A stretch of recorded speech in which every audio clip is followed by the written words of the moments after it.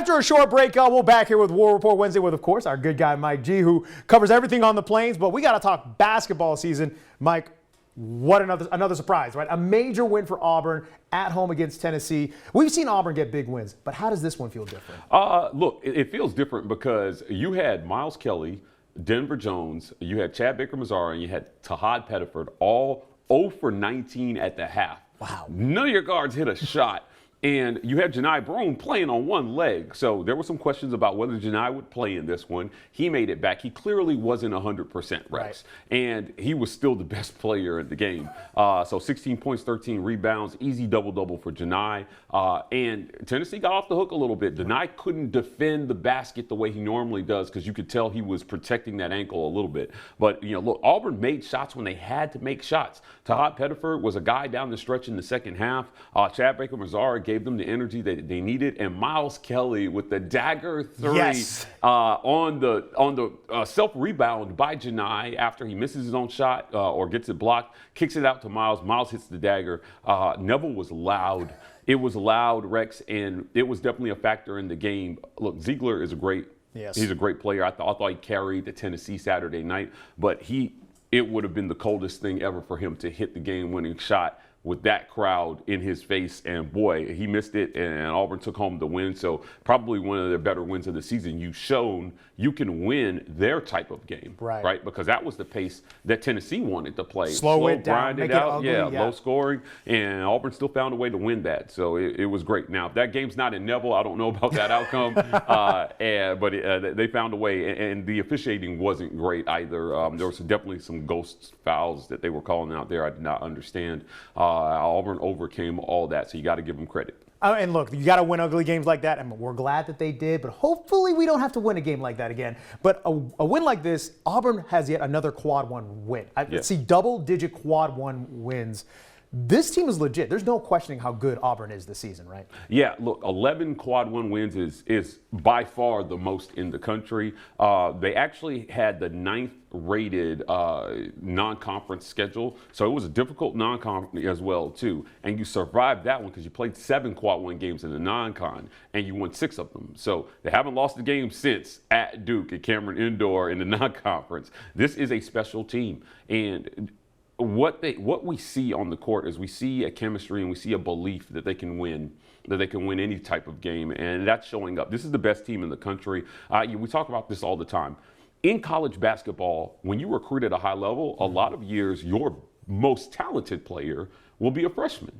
So we've seen that in the past before, with Jabari Smith when the last time they were number 1. Now, this year, your best player is a super senior in Johni Broome, and he got seniors around him. And due to JUCO and COVID rules and all these changes to eligibility, some of those guys may get a chance to come back and play another year. And being able to carry over that seniority, I think, plays well for Auburn basketball. Those are the teams we're seeing go far in the tournament, senior-laden teams with talented freshmen to boot. And at this time, is this the kind of team, that kind of game? They've won a couple games that were ugly, right? Is this the kind of setup for a team? Super seniors, great talented freshmen. Because, again, we're at the end of January. Y'all, March is right around the corner. It's crazy. This kind of team with that many quad one wins, that kind of resilience, March looks like a pretty promising place for Auburn to make a deep run, right? Yeah, getting that number 1 seed is important for that reason. If you want to make a deep run, you want to be the number 1 seed overall in the country. Hopefully you get the easiest path to the Sweet 16. And when you get there, you just have to do what you've been doing all year, which is beating highly rated teams. This is a battle-tested Auburn team. They've played the tough games, so there should be no question about their mettle and what they can do when the stage is the biggest and the lights are the brightest. That's this year's Auburn basketball. So, yes, I think they're built for a deep run. Personally, I keep moving the needle on them. Sure. At the beginning of the season, I said anything less than Sweet 16 would be a disappointment.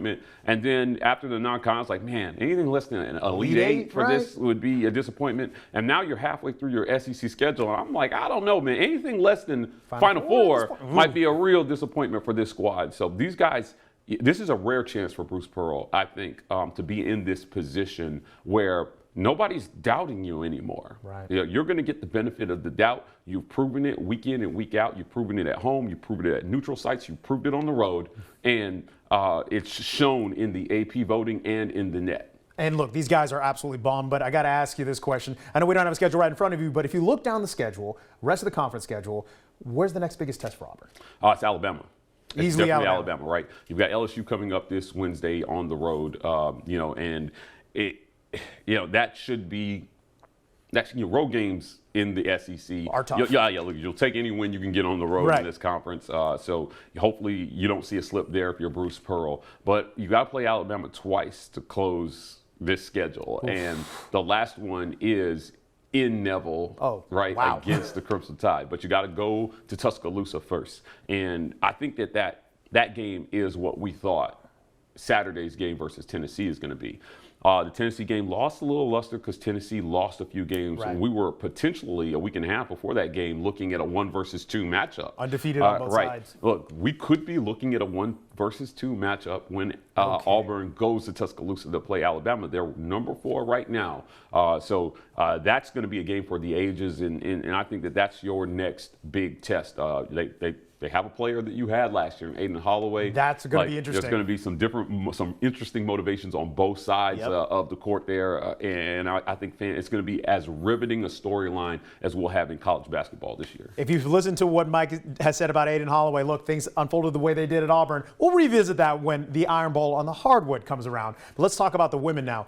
And y'all, if you haven't paid attention to the women's side for Auburn basketball, there's a reason to pay attention now. Massive 74-51 win over Florida. DeYona Gaston, Texas transfer, 18 points, but another superstar is in the wings right now. And YuTing Deng with 16 points. But let's talk about this win. Could this be a turning point for Auburn women's basketball? It was about this time last year, Rex, that they turned their season around. If you remember, they started 0-3 in conference play last year, and then they beat defending national champions LSU. Johnnie Harris and her staff pulled something out of nowhere. Now, you've been without what was supposed to be your best scorer in Talia Scott all year, and you produced another top 10 scorer in all of women's basketball, and DeYona Gaston. She's number 9 right now in scoring. So you got to have more than that. Mm-hmm. And because she plays the 4 and sometimes the 5, you need outside shooting, and that's what Auburn has lacked. Look, those girls have a lot of heart, but God bless them, there's not a lot of shooting on the outside, outside of Talia. And since she's not there, you bring in YuTing Deng. And look at what she's been able to do. YuTing dropped 16 points in their last game versus Florida, and it was the perfect complement. Now you can stretch the floor a little bit and things open up for her teammates. What she's doing is remarkable, Rex. Wow. She's coming here, there's a little bit of a language barrier. Sure. I've talked to her, and so she's having to work extra hard to understand concepts and get into the flow of this thing. And, you just got off a plane, from overseas. Jet lag plays part of it. Less than 2 weeks ago, right? Yeah, you've been thrown right into the fire. I don't think that people understand how difficult that is. You're swimming right now. You've got classes to take, and she's gone out, and you're starting to see the baller that she has in her. Yeah. So she's just out there playing ball right now. Like, once she gets fully ingrained in the system, she's gonna be really dangerous on Johnnie Harris's squad. And that's a really exciting thing about this. Y'all, YuTing Deng, this is a fairly newer name on this roster, but we've seen the rumors, the rumblings about if she comes to Auburn, she's gonna be a dangerous weapon. Yeah. Let's dig a little bit deeper into that. Again, she is coming from China, so again, the language barrier, the culture shock and all that, but it looks like basketball is a global language. Your overall reaction when you saw what she did at Neville Arena against Florida? I was impressed. I just was impressed. I was taken back. And I want to make this clarification for our listeners. It's spelled Deng, but I think it's pronounced Dong. Our fault. So we'll get that right. You think Dong. But look, my impression was this is someone with natural talent. She looks smooth with the basketball. Her shot is smooth. And if she can create space, which is not something that anybody other than DeYona has on this team, if you ask me. Look, Marshawn Bostic is as fast as any women's basketball player I've ever seen. She plays 200 miles an hour all the time.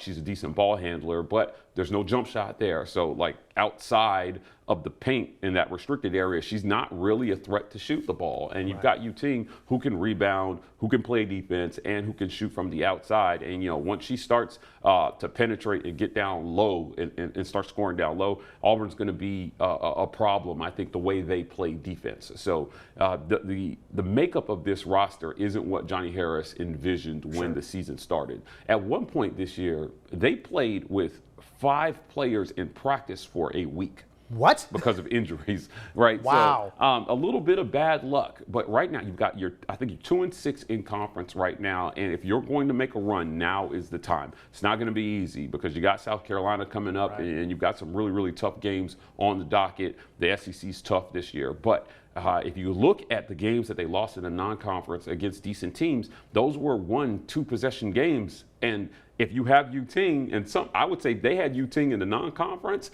you probably have 3 to 4 more wins on this schedule right now. So that's how close it is, and that's how close the margin of error is for Auburn. It's, one player could be the difference between NCAA tournament or bottom 3 in the league. And until you build depth, until Auburn decides to put the resources behind women's basketball, this is going to be the challenge for them. You've got to be able to build depth. In the next class coming in, they've got 2 top 60 players coming in Brandy Harrod and Nyla Wilson. I think Nyla is the 26th rated player in the country, and Brandy's been hovering between 50 and 59. But these are 2 extremely talented girls that you're going to add to your roster. You're going to go to the portal to try to find even more talent, and you're going to hold on to Talia, and you're going to have YuTing next year, and you should have the core of a really solid squad. We saw Kentucky flip their roster in 1 year. Right. They were the 3rd worst team in the SEC at 4-12 in conference last year. They spent $1 million on women's basketball and NIL, and they're top 4 in the league right now. Well, that's how quickly you can turn the tide with the NIL dollars. So what Johnnie Harris is doing is she's getting these girls to come here without necessarily that huge financial commitment. So imagine if you gave her a few dollars to play with on the NIL side. I think it would be incredible. And if I could speak to Auburn fans right now, get behind this women's program. This coach deserves all the support. She is developing good young women. She's teaching them life skills. She's demanding excellence on and off the basketball court, and she can coach her butt off. She deserves all the support that she can get from Auburn fans. So visit On to Victory and give those dollars to women's basketball. Make sure you want them to go to women's basketball. I think they can do something special. A great way to end this one for War Rapport Wednesday. Mike, we'll make sure that everyone follows you as well. We'll make sure we tag all of that at the end of this War Rapport Wednesday. My friend, another excellent job. Y'all will see you here back next week for another War Rapport Wednesday.